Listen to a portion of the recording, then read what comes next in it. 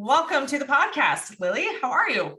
I'm great. Thank you so much for having me. I'm so excited. All right. Well, yeah, let's dive right in. So, as I mentioned in the intro, what Lily had reached out to me to talk about on this episode was a lot of marketing, sales, the struggle she's having with trying to get clients off of a platform like social media into her business, and then also maybe some anxieties and fears and stressors that are holding her back. So that's kind of what we're going to just start peeling away the layers at to see what really is getting in your way. So kind of describe to me the experience that you have of not having enough clients or clients reaching out, but then you don't see the booking on the other end.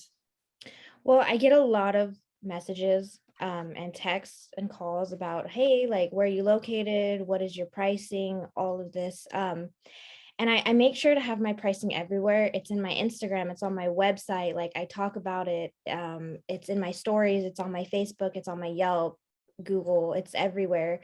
And then my location is everywhere as well. And I tag my location in every single photo so people know exactly where I'm at. Just to help out. And then it's always kind of like, hey, like, thanks so much for reaching out. Like, if you had lash extensions before, like, what are your biggest struggles with your current lashes? And all of those kind of basic questions. And then as soon as I tell them the price, they're gone. Okay. And I'm not sure why, because my prices aren't crazy expensive like other people, but they're not super cheap to make people concerned. So. Okay. So walk me through the conversation because there's a lot of good data points here. And this is how I look at it is, what is the data telling us that's going to help us improve the numbers, right? So if we're looking at, I get lots of messages, let's just say on average, you get 10 a week. Let's just make up a number here. So if you get 10 messages a week,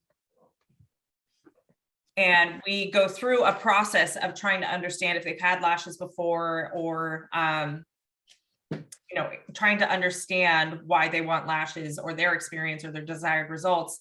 And then we give them the price point. Where are we missing that conversion into a booking? Now, not all 10 messages will convert into a client, but we need some sort of data to know what is working and what isn't working so that we can know what to improve upon. So have you had any clients go through that process that end up booking? Yeah.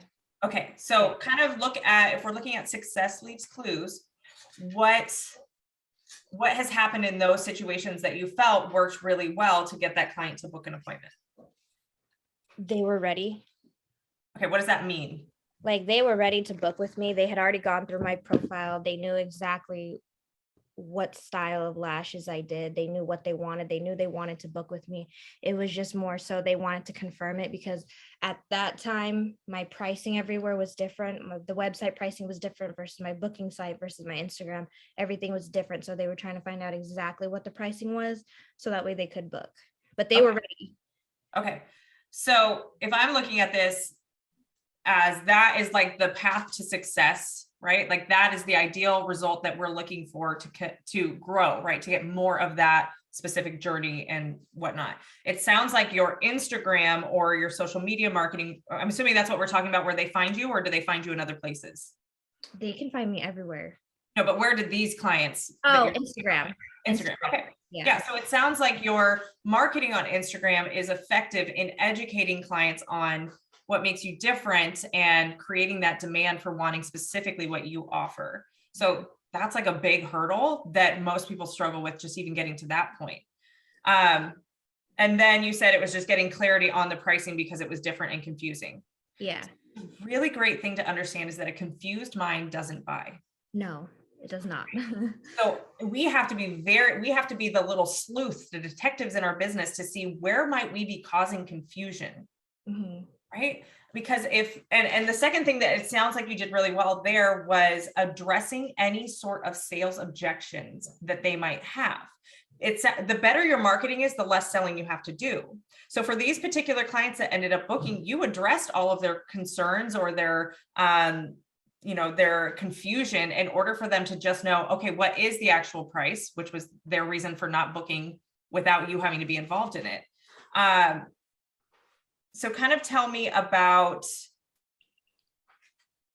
what you think is happening for those that are messaging you that are not booking that might be a little bit different, because you're walking them through a different conversation, right? Because you're saying that the people that end up booking are pretty much already convinced to book, They just needed clarification on the pricing. Whereas these other people that are asking more in-depth questions or wanting to know pricing, you're saying that they're not booking. So what do you think the big difference is?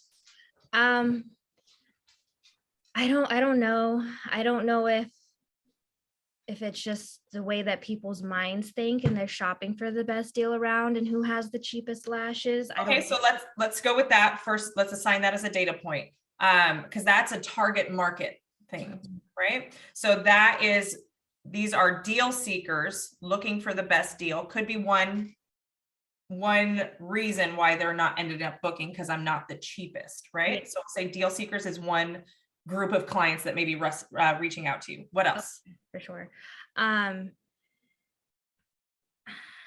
People who just, I don't know.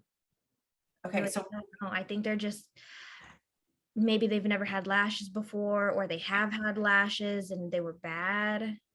okay, so never had lashes, and then that's one group, and then had a bad experience with lashes is another group. Yeah. Bad experience. Okay. And keep then I think brain dumping. This is great. me not having enough photos of my work because I am a new tech. Okay. So that is a little bit hard. Yeah. We're going to call that lack of social proof. Okay. Right. So it's not just the images of showing the transformation. It could also be reviews or testimonials or proof that you are what you say that you are. Right. Yeah. So lack of social proof. Okay. Keep going. This is great. Anything else? Those lack of reviews for sure, or the lack of seeing like my clients repost me. Okay. Which, yeah, that's social proof again. Yep. And why would you think that a lack of social proof would stop somebody from booking? I get so focused on what other techs are doing and how their pages are looking and how their lashes are looking and how their clients are responding to them, that I see all these texts with girls who repost their tech and tag their tech in their stories. They make a post on Instagram or Facebook and they tag their tech in it, where my clients don't do that. And sometimes my clients, those straight up tell me, like, I don't want to tell people about you because I don't want you to get so booked that I can't see you. And I'm like, okay, I love that. Thank you. But that's not good for me because I want people to come to me. It is business. So a lot of times, like, I don't get tagged on people's stories, even though it'll be like a close-up photo of them having a glass of wine and their lashes, bam, front and center, and they're blinking, making them beautiful, but no mention of me, no nothing, which is kind of. Have you ever reached out to be like, this looks amazing, would you mind if I shared this on my profile? Yes, I have. And they're like, no, I don't want you to get busy, or I don't want to share, or. Some of the girls, a lot of them say no because they're going through their own problems in life. But some of them don't mind. The ones that don't mind normally tag me. Beautiful. Okay. So it sounds like in that particular case, you are comparing yourself to what you see as, or what you perceive as, a successful marketing plan where people are tagging in the photos and all that kind of stuff. Yes. Keep in mind, you are not your ideal client. No. So you are the business owner who's struggling with comparisonitis, as opposed to what is effective to getting a client to book.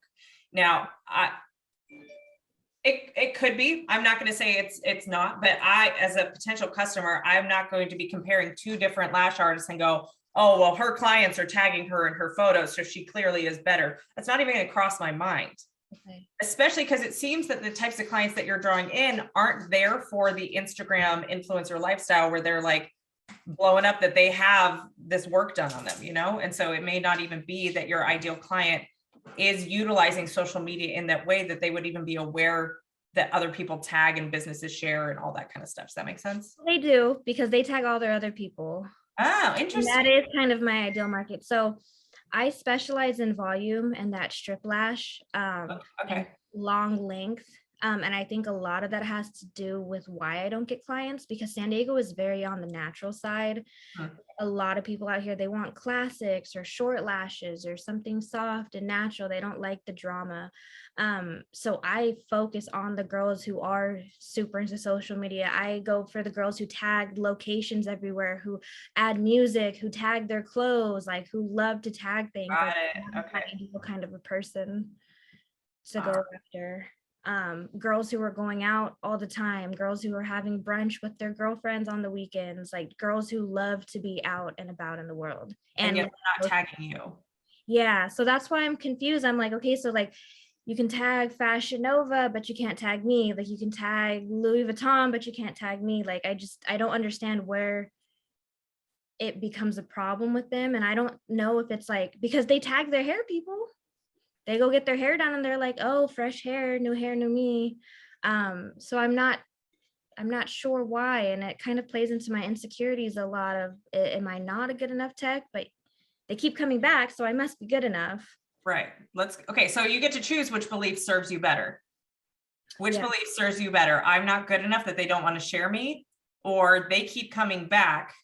So I must be good enough. That must not be the reason. And I'm changing my mindset to be more positive. So before, when I was so stuck on that, I'm not good enough if they don't tag me, I'm definitely focusing more on, well, I must be good enough. I am good enough if they're coming back. Because it's for you, the end result is not them tagging you. For you is getting a customer. Yes. So let's not get misconstrued on what the goal is for you to define success in your business, which is making money. And so you are getting customers. Yes. They're just not doing the word of mouth marketing or the social media. So if you want to go down that path, if you want to be somebody who utilizes what's called influencer marketing, then we can create a system or a process to take advantage of that style of marketing with intention. So this is something that we do. So if you are a society member, we have taught this in the past, and I can definitely link you to it, but I'll share it on the podcast as well, is that I don't love it when micro influencers or beauty pageant queens or fitness competitors, all that reach out to us, or influencers reach out to the business to be like, hey, I've got 30,000 followers and like, can you do my lashes for free? Right? Because that happens. And a lash artist will look at it and go like, wow, they have such a big platform. Like, I don't need 30,000 customers. If I could just get like 200 people like following me, it would be amazing. However, the issue is that, especially with somebody who's like a fitness competitor, model, fashion, that kind of stuff, you have to look at who their followers are.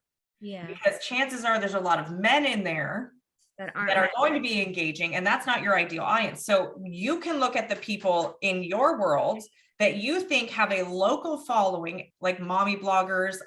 So I'll give you an example. Do you know who Laura Kane is? She used to be on a radio show. You might be a little too young. Okay. She was on the radio for like 20 years in San Diego. And I listened to her from when I was in elementary school all the way through when they got off the air a couple of years ago.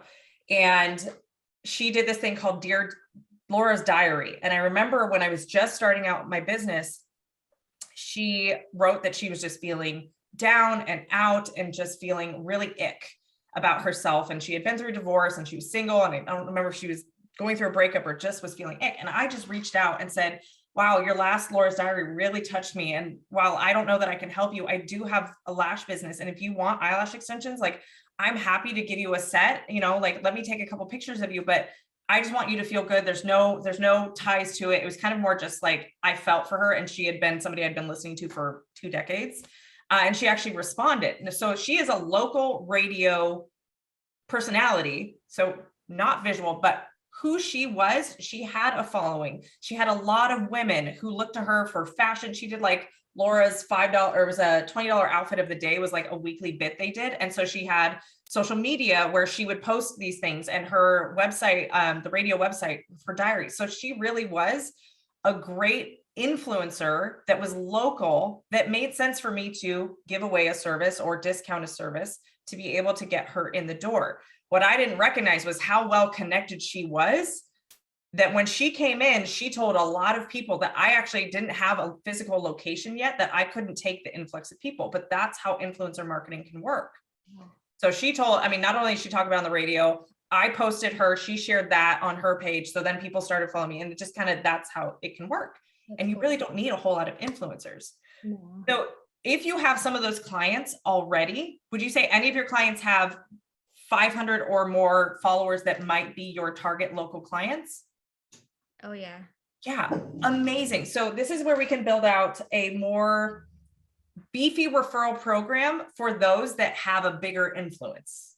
So maybe they're not influencer standards where they've got 30,000 or 30,000 followers, but I'm an influencer. I'm not a local influencer. My audience is all over the world. So somebody local isn't going to benefit from me posting about them, because maybe I have 15, 20 people nearby that might be local, but with the algorithm, we got to play the numbers. So think about, let's just pick one particular client that you're thinking of right now.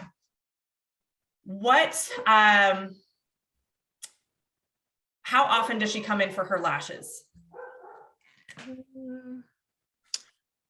About every 3 to 4 weeks. 3 to 4 weeks. Okay. And how much is she spending each time? $100. Beautiful. Great pricing. Okay. And then,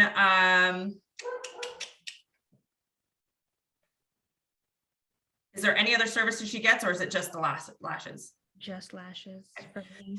Yeah. So do you have a referral program currently for like word of mouth? Okay. What is that program? If you refer a friend, you get $15 off and your friend gets $10 off. Beautiful. Okay. So here's where we're going to have kind of more of an influencer referral program that is not advertised, that is only for select people that you think is the right fit to help you get more marketing from this particular individual. Mm-hmm. So the way that I did this was I made them earn their discount. It was not given. So I would set up something, and usually if it's, so I'm going to talk both to reaching out to somebody that is not a current client, and then we can kind of see how that would work with your current client. So I might offer them even a free full set, or 50% off a full set, or just whatever, like the most significant discount I can get. And in return, I will get photos, right? Like I will take before and after photos. I'll be able to tag her. She will have her steps that she needs to do. So I'm going to require that she does, 3-story mentions over a period of 2 weeks, that she'll go live and talk about it. And she'll do 6 posts over the course of 2 months, or whatever the standards are, whatever you think would be worthwhile for you to discount your services that heavily, so that you can have some content that's from this particular influencer. And maybe she has to tag you in a post once a week, or whatever the boundaries are. You can get creative with it, make it up, whatever makes sense. And you can also negotiate with them what they think makes sense. Then once that's one aspect of influencer marketing. If they would like to continue to come and get services from you, then I will offer a percentage off of their service based on the number of new clients that come in and pay for a service between their appointments. Okay. So they're never going to say like, oh my God, 6 people are going to call you. Can I get my discount?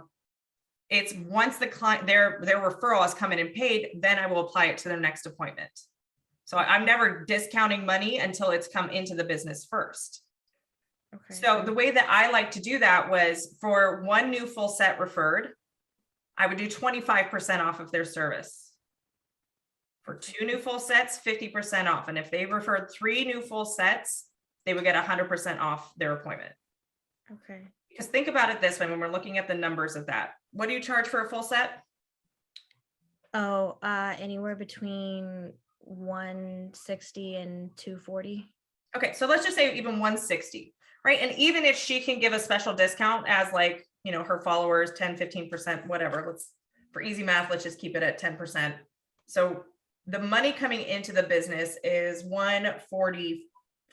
Don't hate me if the math is wrong, off of your classic set.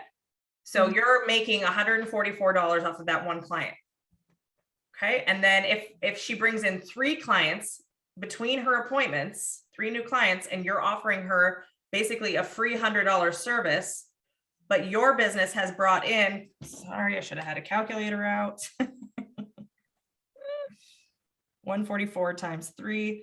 So the business has brought in $432 from those 3 referrals, and you're giving away essentially a $100 service plus the discount.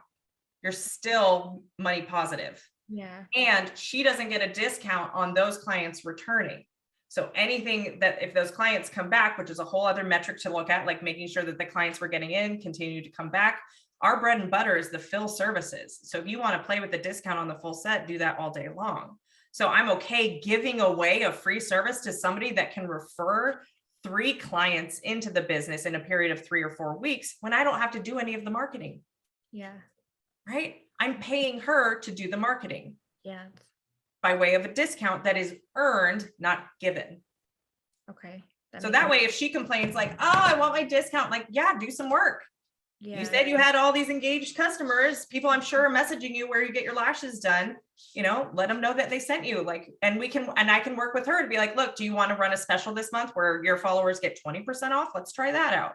And you can really partner with them for them to do the work, because that's what you're doing with influencer marketing.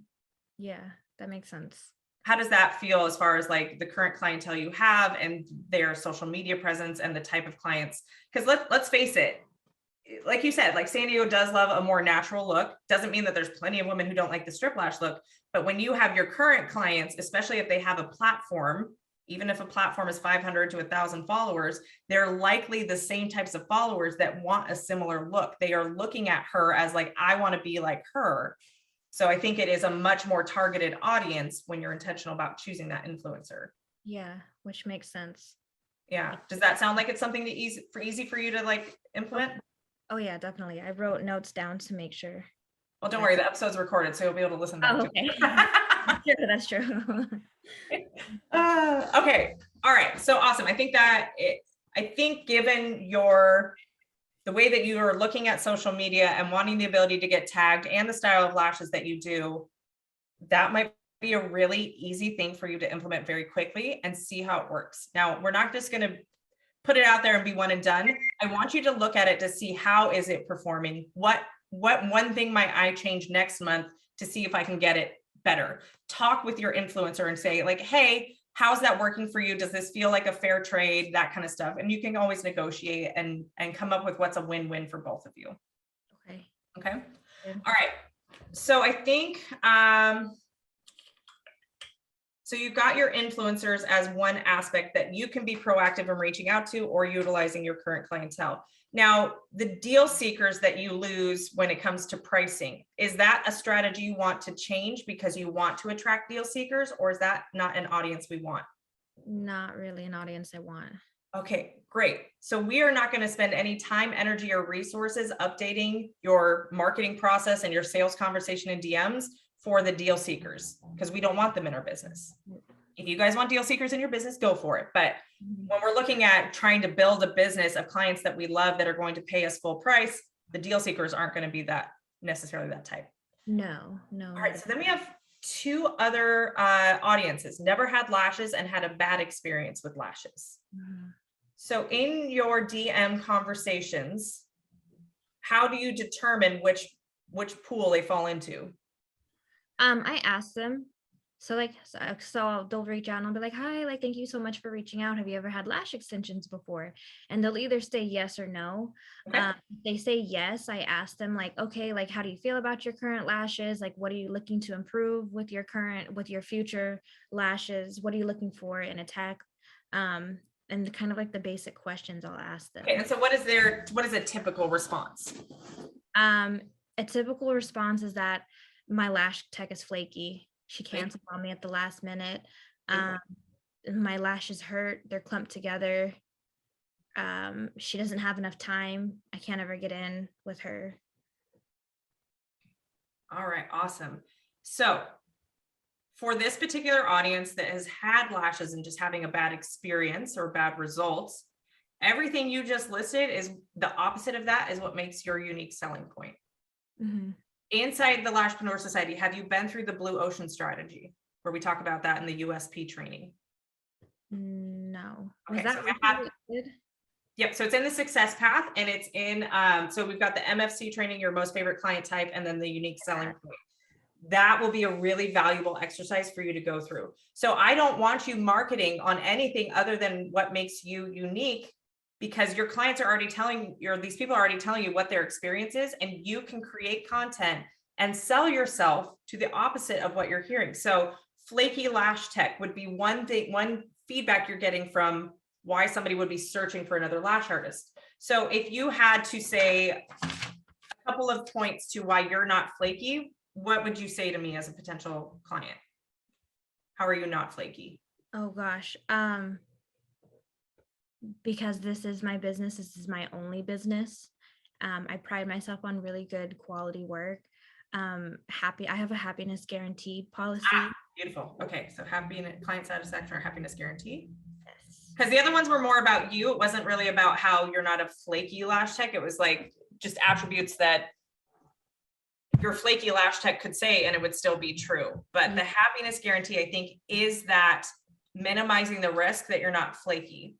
I think there's some other things in there. Let's see. Do you have a set number of clients that you don't see past that many in a day? I'm not that busy yet, so no. I mean, what are the ways in which you think that you're not flaky? Oh gosh. I mean, do you start your appointments on time? Do you show up 30 minutes early? I mean, what are some? Always. I'm always there early just because I like to set up the station and have everything ready to go by the time that they get there. Plus I've had clients show up like 15 minutes early, and I don't ever want to be telling them like, oh, hold on a second, I'm not here. Okay, so one thing that we could state, and this is also marketing content, but also a way to sell in the DMs of like, well, I show up 30 minutes before every appointment. So even if you're the first appointment of the day, I'm already there. My appointments start on time and end on time. Is that a fair statement? Ending on time, sometimes no, because sometimes clients will come in with less lashes than they should. Or they're the clients that I know that I'm going to have a conversation with. So I know that the appointment's going to go over 15 minutes. Okay, you're bringing up a great point. Let's talk about that. So set standard service times is going to be huge for you to get consistency in your business and in your results, and also not give away your time without it being compensated. So think about how you run your business now and push it out 6 months from now when you're getting really booked and fully booked. Are you going to be able to still have time for conversation and whenever it makes sense or whenever you feel like, okay, this is enough for today? No. Okay, so we don't want to create those behaviors and expectations in our clients now, even though, yes, we do have the time, Okay. but it is creating a series of behaviors and expectations that we can't deliver on when we start to get really busy. Okay. So I would start to pull back that you have set standard times to your appointments, that they start on time, end on time. Because here's what also happens, and what you may notice is, if a client if they come in and then they come in 2 weeks or 3 weeks later and they don't have as many lashes as before, but the reality is that they should have come in earlier to keep the full set look. Yeah. Or they're not taking care of their lashes and they're not doing aftercare, but you're just going to fix it anyways because they're coming in at 3 weeks and this is just their appointment, and you'll give away time, you'll make the appointment longer if needed. Whereas what that is really robbing you of is the education of the client on proper maintenance. So as a lash tech, if you come in and you don't have a certain amount of extensions remaining, not percentage, we don't do percentages, a set amount of extensions remaining, you are actually considered a full set, not a fill, right? And we can have a one-time exception with that where we educate the clients and say, I require that you have 20 extensions remaining per eye in order to be considered a fill. You have 18 on one eye and 14 on the other eye. So technically next time this would be a full set.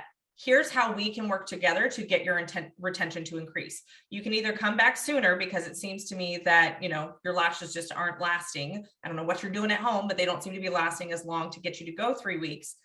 Or you can purchase Aftercare cleanser to really help make sure that we're keeping your lashes squeaky clean. That will help the adhesive last longer and you can go 3 weeks. Both of those result in more sales for you and a better result for the client. But when we don't even have the opportunity for that conversation if they're going to come in and Lily's just going to fix whatever problems they have. Yeah. And I've been working out a lot. And actually in December, I made an announcement on my Instagram that I will no longer be going overtime on the appointments, that you need to come in sooner and book your fills more appropriately, because it's not fair towards me to have to spend extra time because you didn't want to come in sooner. Okay, hold on. They don't care about you. No, they don't. Okay, and let's also make a very clear distinction that your Instagram is for marketing potential customers, not communicating with current clients. Okay. Because think about it from a website, it's on my website, it's in my policies, it's in the email that I send out, it's in the text reminder, it's in everything now. Right. You told me at the beginning though, no matter where you're posting things, people still aren't acknowledging it or following along with it. So No. let's make that very clear distinction. Anytime you do a policy change, update hours, pricing, all of that, that is for current clients to know. Yeah. And having that conversation with them face to face when they come in is the best way for you to know that they heard and understood you. Yeah. Because here's the thing with social media. If you post anything that is not marketing, policies, I don't want to give away my time anymore, whatever it is, my pricing, think about the algorithm. How do you even engage with that? Am I supposed to like it? Am I supposed to say cool beans? Got it? Just No. make a mental note. Right. But it's not going to Make happen. a mental note, but I can make a mental note, but what does that tell the algorithm? Nothing. That I'm not engaging, so they're not going to show my content or post anymore. So even if you post that, the people that see it, likely not really your clients, because your clientele is much smaller than your audience is, they're not going to engage with it. Therefore, it's not going to get out. So you've just wasted your time trying to communicate something that your clients are never going to hear in the first place, because the algorithm is there preventing it from being seen. Mm-hmm. So again, we want to focus our social media marketing on potential customers and what they value. They don't care that you're giving away time. They don't care about you until they understand that you care about them. And by that point, they're probably already a customer and you can have that conversation. But again, even when we're talking to our current customers about we're no longer giving away time and it's not fair to me, they don't care, right? What they care about is them. And we can frame it in a way of, this is the new policy. Appointments will start on time and end on time. I'm sorry for any inconvenience. I need structure. You can always blame it on the business coach. I love it when people do that. Like, my business coach says, this is how things need to run. Like, if you want a scapegoat, I will be that for you. We don't have to justify why we run our business the way that we do. We do need to make sure that it makes sense for clients. I want to make sure that you're getting out on time so that I don't bleed into your day. Because here's the thing, if somebody who's super busy, I cannot stand when an appointment doesn't end on time, because I've got my schedule lined up with very little flexibility in it. And if you take up more time because you weren't done with your job, it's going to piss me off. Yeah. So you're really not doing yourself a service by flexibility with your appointment times. Does that make sense? Yeah, it does. Awesome. Because I mean, it's such good. It sucks. It just sucks because, like, even when they're in there and I started telling them in person, like, hey, you know what, like, I noticed it's been 3 or 4 weeks, like, your lashes need more time. But like I've stated and told you before, like, I have to end my appointment at the time. I have another client. So you need to be responsible for coming in sooner. If you wake up and you see your lashes right now and they're not as full as they normally are, it's because you came in here with too few of lashes needing a 4-week appointment or a full set altogether. So this is what you're getting, as I've explained to you with the last appointment and the prior. Okay, so I would fire you as a lash tech if you ever talk to me that way. Yeah. You're making it, again, it's like you're disciplining a child. You didn't listen, you didn't behave. They're paying you. And so it's their lashes. But here's where you can educate them on how to get better results by their behavior. So it's not, I've told you this enough times, because look, you say something once and they move on with their life and they're not thinking about it. But then again, you're going to fix everything for them. At least that's the behavior that you've trained. And so when we are addressing client behavioral problems, or they're not booking when they should be coming in sooner, it's because you have allowed it. There is no consequence to it. Now, we can enforce a consequence, but we don't need to like shame them for their behavior. It's their choice. It's their life. But we are not going to enable them to continue. So the way that I would handle that situation is, wow, I see that your lashes didn't last like I thought. What happened? Then shut up and let them talk. They'll either rat themselves that they didn't take care of them, that they wore strip lashes, that I don't know, like they don't seem to last past 3 weeks. Well, it sounds like if you want to maintain a full look, that you need to come in every 2 weeks instead of every 3. Oh, I don't want to pay for it. Well, the alternative is that I require that you have X amount of extensions remaining. And right now this would be a full set. So it actually costs you more in the future because I would charge you a full set. So really you'd be saving money by coming in every 2 weeks as opposed to getting a full set every 3.5 weeks. Yeah. And if you want aftercare, cleansing your lashes between appointments is the best way to get great retention. So yes, I know my cleanser is $30, but that will last you 3 months. And it will help you to go longer and have fuller looking results so that we can get our appointments done on time.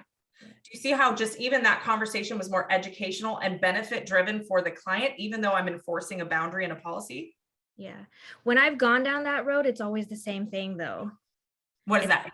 it's always the, oh, we already have a cleanser, or we don't want to buy yours, or we use our cleanser. And then I'll explain to them why a lash cleanser is better.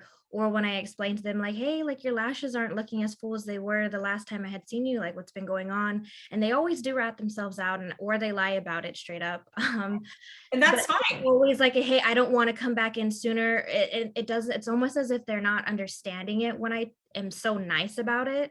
And every single time I've been nice about it, it's the same thing. They're coming back every 4, sometimes even 5 or 6 weeks. When I've been like, hey, you know what? Like I told you last time that you got to come in sooner. Unfortunately, this time, like I just don't have enough time because I have clients. You need to be coming But back. you still do the service anyways. Yes, but I cut them off at their time, their ending time. And I'll tell them So like, hey, like this is what's going to happen. You're not going to get as many lashes today as you're used to. Is that all right with you? And every time they're like, yeah, that's fine. Just do whatever you can.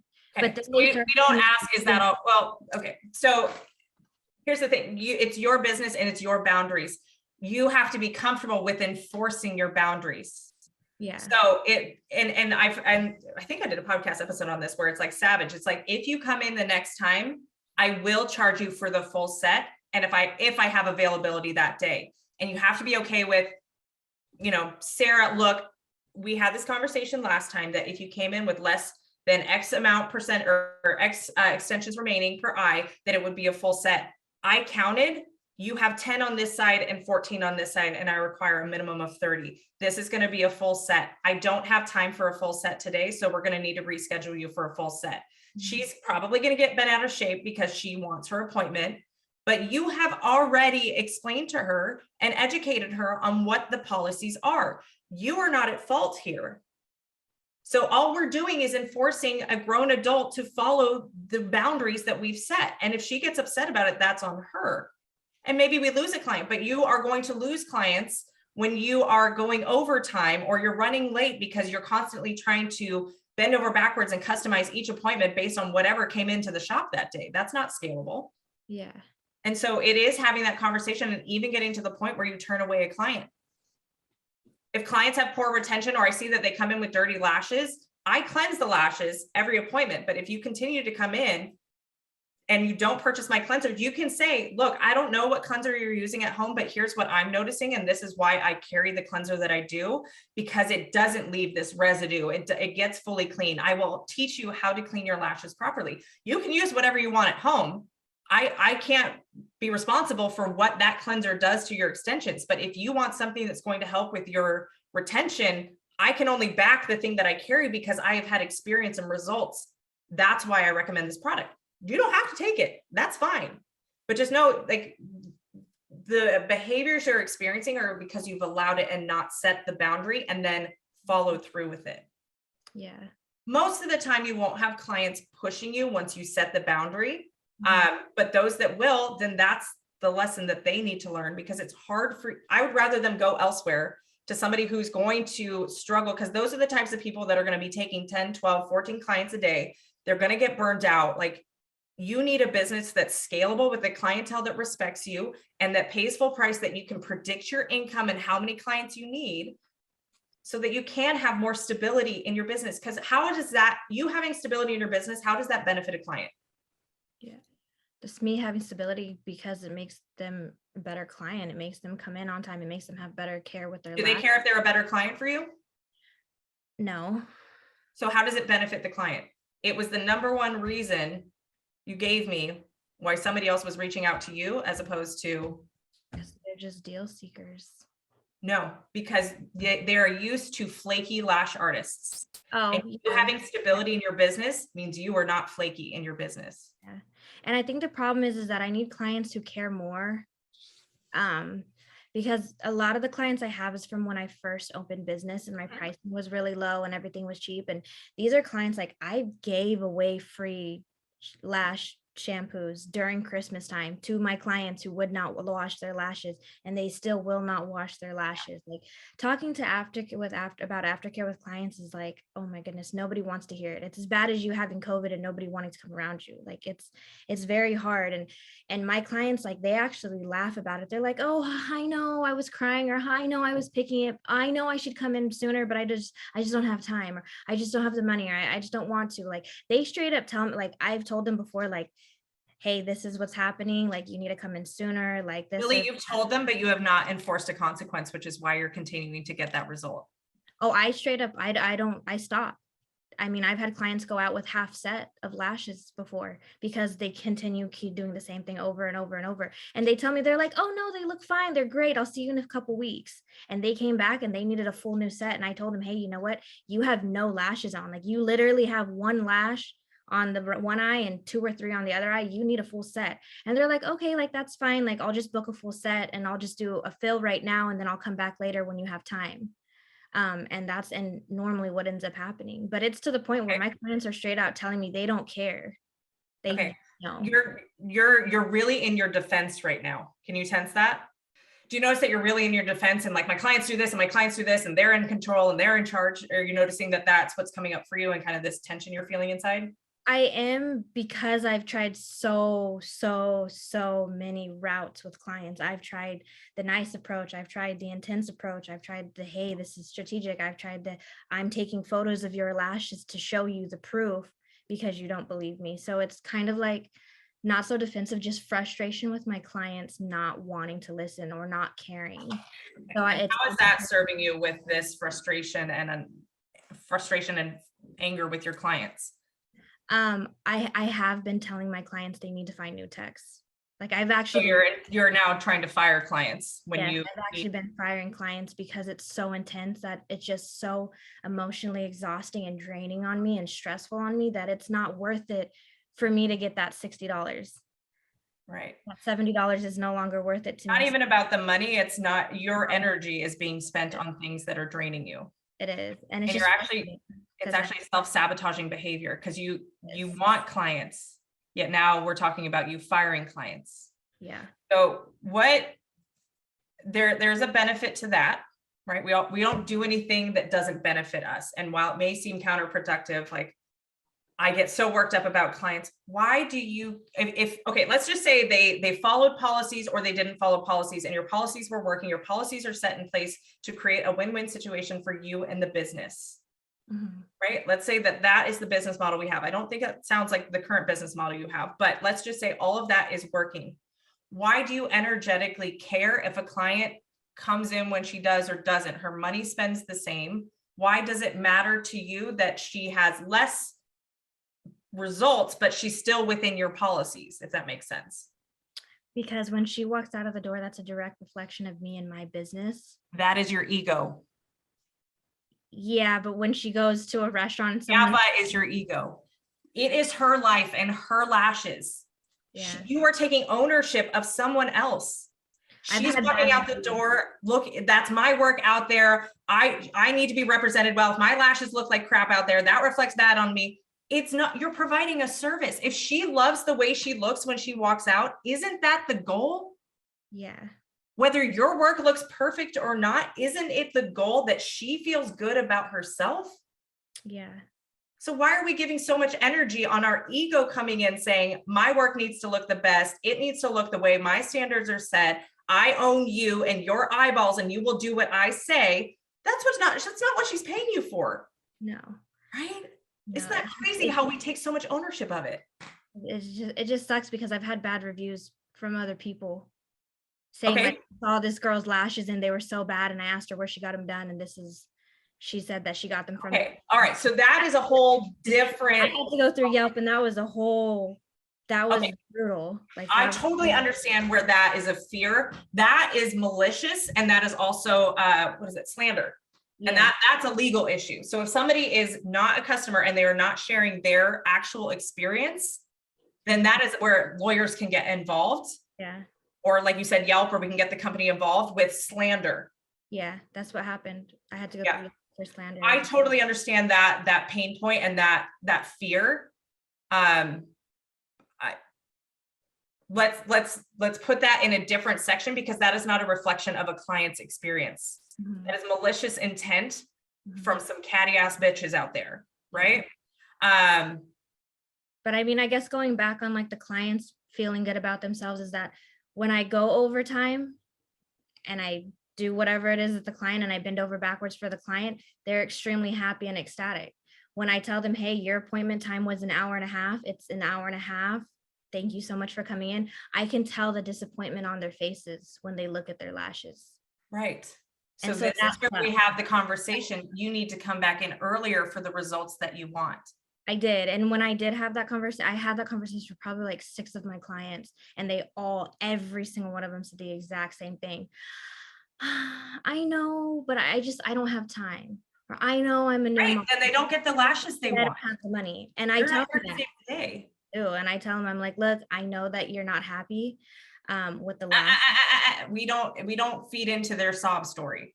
Okay. The boundary is, it's not like, I know you're not happy, and it's, yeah, come in at 2 weeks, we'll get you back full. I've got available 2 Tuesdays from now. Does that work for you? I'll keep it the same appointment time. I don't want to come back in. Okay, just know that we can't get you back to full without you coming in consistent maintenance. Okay. And we can work on doing a cleanser to see if you can go in between appointments. You are not giving them the option to guilt you into continuing the behavior you've done. You've created this beast. You are 100% responsible for your business and the results that you currently have. Okay. We don't ever need to fire. The only time that I recommend firing a client is when there is a threat of safety or there's emotional harm being done. Clients, if we have the right policies in place and we don't get our emotions involved, most times the bad clients will fire themselves. Mhm. And what we teach you in the society is those policies to have in place, because that's fine. We're going to get people in our business that just are not the right fit.